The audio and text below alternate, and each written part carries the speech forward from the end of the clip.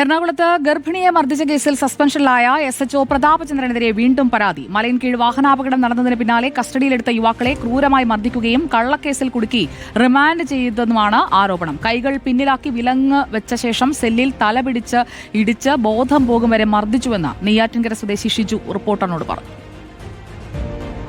2022 November 31 കേസിനാസ്പദമായ സംഭവം നടന്നത്.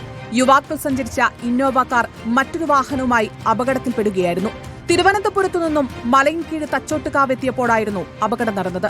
ഷിജുവിന്റെ കൂടെ കാറിലുണ്ടായിരുന്ന അരുണും ഹരീഷും അപകടത്തിൽപ്പെട്ടയാളെ കൃത്യസമയത്തു തന്നെ ആശുപത്രിയിലെത്തിച്ചു. ഇതിനിടയിലാണ് ഷിജുവിനെ പ്രതാപചന്ദ്രൻ കസ്റ്റഡിയിലെടുക്കുന്നതും ക്രൂരമായി മർദ്ദിക്കുന്നതും. ഇടിയെന്ന് പറഞ്ഞാൽ കുറുക്കിലാണ്, മൊത്തം കുനിച്ച് ചേർത്തിട്ട് കൈമുട്ട് ഏറ്റിട്ടുള്ള സിനിമ സ്റ്റൈൽ ഇടിയാണ്. അന്ന് അങ്ങനെ എൻ്റെ നെറ്റി പൊട്ടി ചോര വന്ന് പിന്നെ വീട്ടിൽ നിന്ന് നാട്ടുകാരെല്ലാം കൂടി അതിനുശേഷമാണ് എൻ്റെ 2 സുഹൃത്തുക്കൾ വരുന്നത്. അവർ വന്നപ്പോൾ എൻ്റെ ബാക്കിൽ വിലങ്ങ് വെച്ച് രക്തത്തിൽ കുളിച്ചടങ്ങുന്നതിനാണ് അവർ കാണുന്നത്.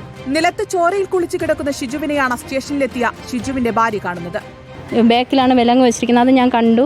ഇവിടെ നിന്ന് പൊട്ടി ചോര ഇങ്ങനെ വരുന്നുണ്ട്. ഈ സെല്ലിൽ പിടിച്ചിടിച്ചതാണ് തല. കുറച്ച് സമയം കഴിഞ്ഞപ്പോൾ എൻ്റെ ഹസ്ബൻഡ് ബോധരഹിതനായി.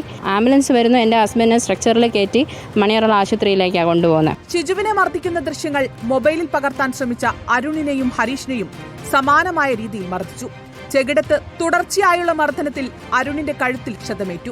ക്യാമറ ഇല്ലാത്ത കുറേ ഭാഗമുണ്ട് ഉള്ളിലോട്ട്. അവിടെ എന്നെയും ഹരീഷിനെയും ഇഴച്ചു അവിടെ കൊണ്ടുപോയിട്ട് അവൻ നല്ല ഇടിയെന്ന് പറഞ്ഞു കഴിഞ്ഞാൽ എല്ലാവരും, ഈ പ്രതാപചന്ദ്രൻ എന്ന് പറഞ്ഞ പുള്ളിക്കാരനുണ്ടായിരുന്നു, ഇവരെല്ലാവരും ഉണ്ടായിരുന്നു. സ്റ്റേഷൻ ആക്രമിച്ചെന്നും വനിതാ പോലീസിനെ കടന്നാക്രമിച്ചെന്നും പറഞ്ഞ യുവാക്കളെ കള്ളക്കേസിൽ കുടുക്കുകയായിരുന്നു പ്രതാപചന്ദ്രൻ.